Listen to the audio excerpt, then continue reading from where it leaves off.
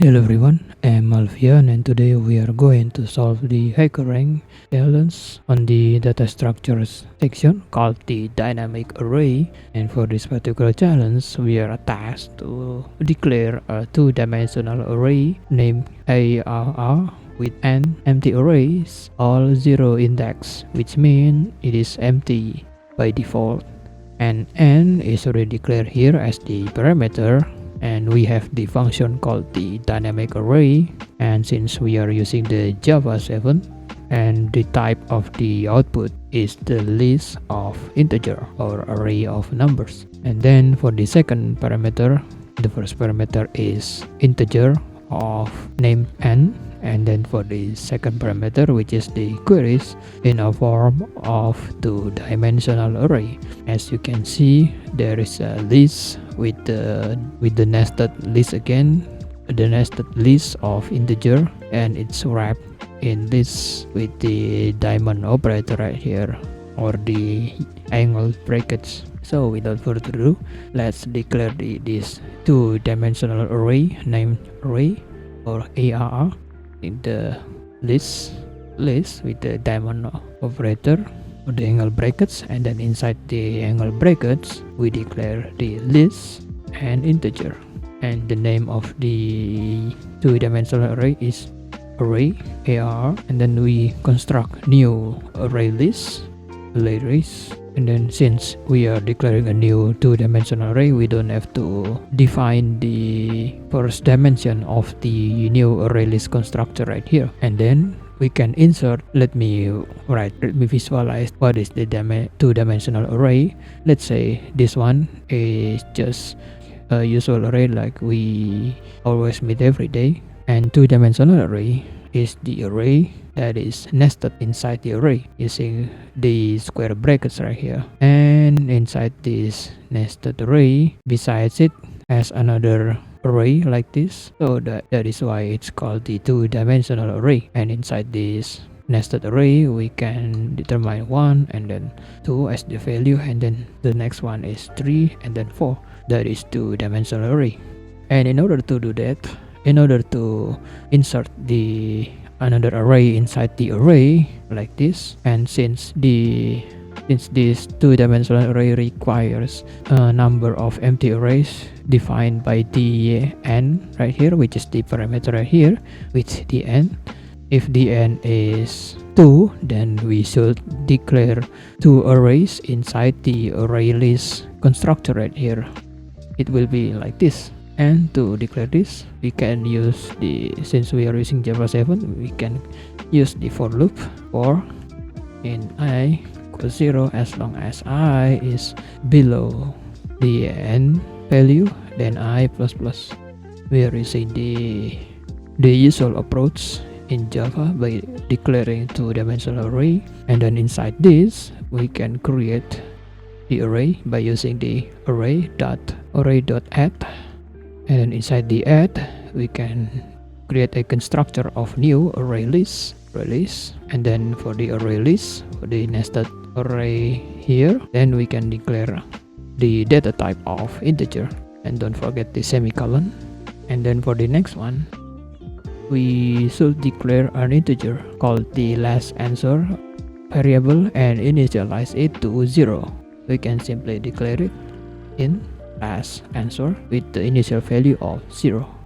And then you need to process two types of queries. For the type 1, for the query of the type 1, which is 1, x and y, we need to compute the index equals the index.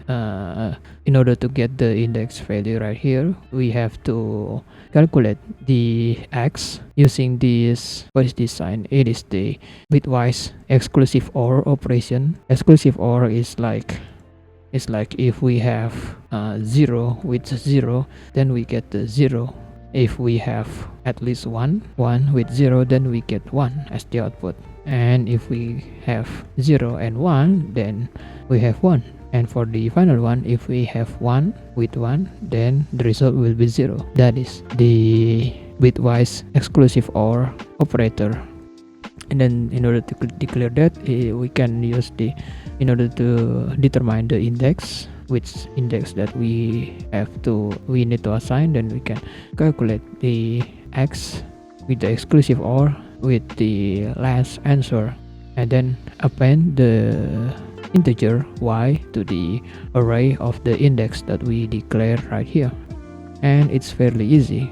In order to do that, since we have the queries as the two-dimensional array type, then we have to use the for loop in I equals 0 as long as the I is below the, since queries is in a form of two-dimensional array, then we can use queries, then size. We are dealing with array list, then we have to use this size function, and then size, and then I++. To view the result, we can use the system out print line to debug the content of the queries array. Here is using the get of the current index of the current iteration. Then for the return, we can simply declare the list integer as the return statement. Return, we can declare our placeholder variable called the list integer. It's list, and then inside the angle brackets is the list integer. The name of the array is placeholder, and new array list, just like that. And then we can return the actual variable name, which is placeholder. And then let's run this to see what is inside the queries array. It's in a form of array of numbers, and we get the idea. For the first index of the nested array is 1, and the first index right here, which is 2, and then it is, as we can see, they both are the type of the type 1 and then type 2. And then this one, which is the x value right here, and the x is the one that we need to calculate with the y value right here, y. So you get the better idea of what we are working here. And then we can destructure the content of the array. Since we are using the Java instead of the JavaScript, then it's not that straightforward. And we can declare the integer of the type called the type, and then we can get the queries get of the current index, and then chain it with another get of the index of 0, which is the type of the nested from the nested array. And then for the next one, you guess it, using the x, and we can declare the queries using the get function of the current index, and then we can chain it with another get of the index number 1, which is the middle part of the nested array. And for the final one, which is the y, in the queries.get of the current iteration, using the get again of the number 2. And then we have to compute the index by using the, since we are working on the array, two-dimensional array that we created before, then we have to mutate the elements inside this two-dimensional array of the ARR, and then using get of the index, compute the index using the, for the first one, compute index in the x is the x value, and then using the bitwise. In Java, we can simply use the caret sign or the caret symbol x exclusive OR with the last answer as answer that we already declared before, which is 0. And then we have to append the integer y to the array index. And then after we get the index of the array right here, this one or this one, then we can add using the add function, add the y value into this one or this one. It's determined by the calculation of the x with the caret symbol with the last answer, and then we get the answer. And don't forget to add an if else to check if we are operating on the type 1 or the type 2. We can add an if check if type is equal to 1. If it is, then we can do the operation with the ArrayList.get which index that determined by the X and bitwise exclusive OR with the last answer, and then we append the value of the Y value inside the which array that we are working on, and we can add another check if the type is 2. If it is, then we can compute the index just like this one. You can just copy this index and then set last answer to the index of the array that we already declared, and then setting the last answer with the Y modulo by the size of the array index. I don't know what it means by this. Let's look over the bottom part to see what it means.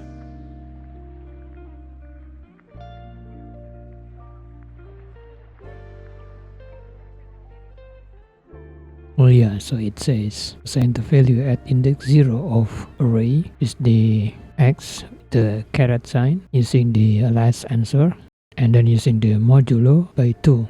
And we forgot to include the modulo by 2 like the description says in the modulo by 2. After we calculate this part with the bitwise exclusive OR and then modulo by 2, and we get the index of the array. After we get the index of the array, then we should get the value at index 0, since the query number 3 is placed right here. 2, 1 and 0. This is the query number 3, and you can tell it's query number 3 because the operation is different from the query number 2 and query number 1 and query number 0. For the 0, 1 and 2, it operates with the operation type 1, and then for the query number 3, it operates with the operation type of 2, and then the X value is 1 right here, and then using the caret sign with against the last answer with the modulo of 2, and then we can get the index of the two-dimensional array that we declare right here. And after that, we need to get the index 0 that declare right here, which is the 0 of the Y is equals to 0. Y is the value of the index from the nested two-dimensional array, and then getting the index by chaining it with the get, and then getting the Y to the value. And then after we get the value from the array, from the two-dimensional array, and then we get using the chain with the get function to get the actual value from the array number 1 or the array index 1 from the two-dimensional array here. And then after we get the value, we need to store it to the last answer, and then we have to mutate the last answer with the value that we obtain from the operation here of the operation type 2. And then after we define the last answer, then we have to store the last answer in your answer array, in our answer array. Then we can declare another array, just one-dimensional array called the answer array, and then construct our array list. And since it's the operation type 2 of the query number 3, then we have to store the last answer in our answer array using the answer array, and then using the add function, add the inside the add parameter or the add function, the parameter we can fill it with the last answer.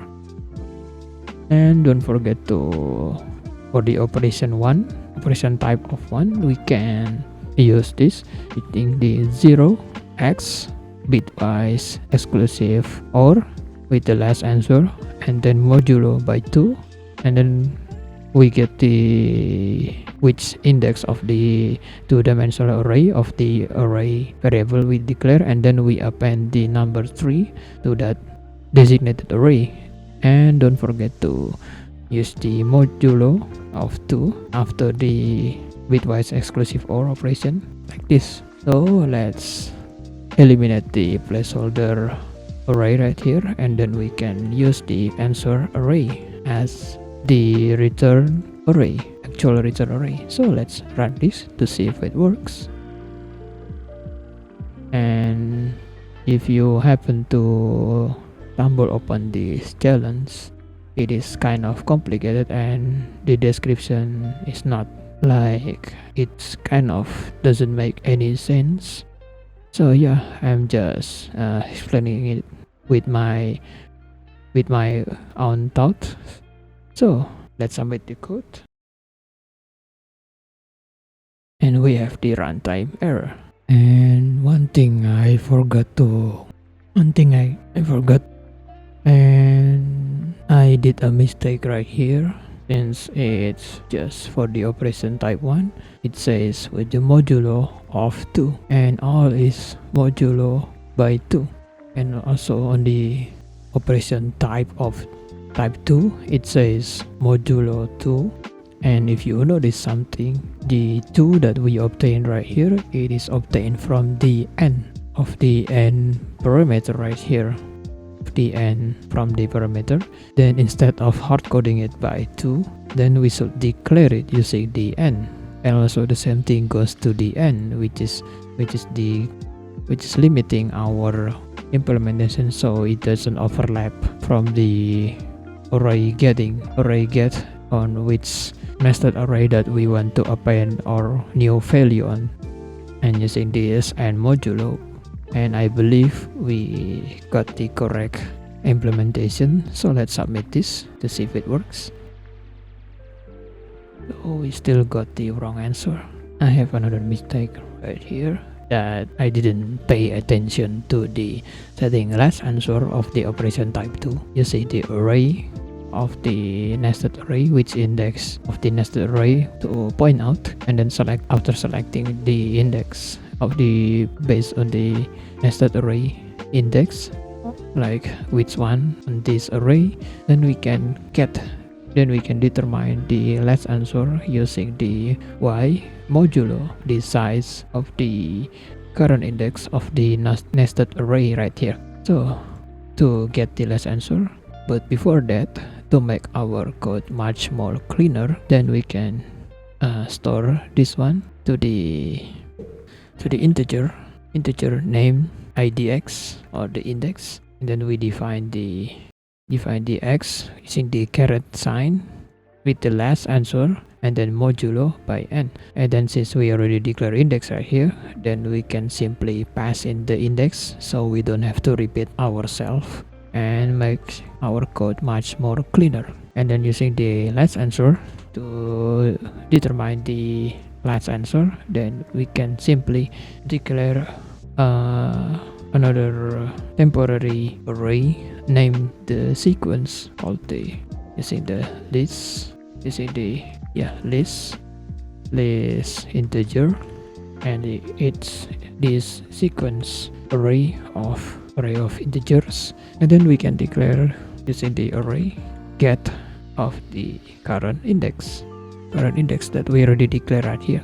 Since we already get the which array, this one or another one, since we already determined which nested array that we want to work on, to define the new last answer variable. And then we can simply use the sequence we already got here using the array get of the index for the first portion here. And then in order to get the rest of the portion using the y modulo of the size of the array of the current index, then we can, instead of using the y, then we can use the get y with the modulo and array get of the index of the sequence. We already declared it using the sequence, and then we get the size of the current array of sequence. So it's kind of complicated to explain, so forgive me for my wording and my mistakes. So I hope it's working right now. Okay, so we didn't find any errors, and out of bound error, it's all success. So that's about it. I hope you understand my explanation. If you still don't understand, you can ask me in the comment section, or if you have any better solutions regarding this implementation, you can also tell us in the comment section. Tell us what you think about it. So I hope you have a great day, and I will see you in the next video. Goodbye.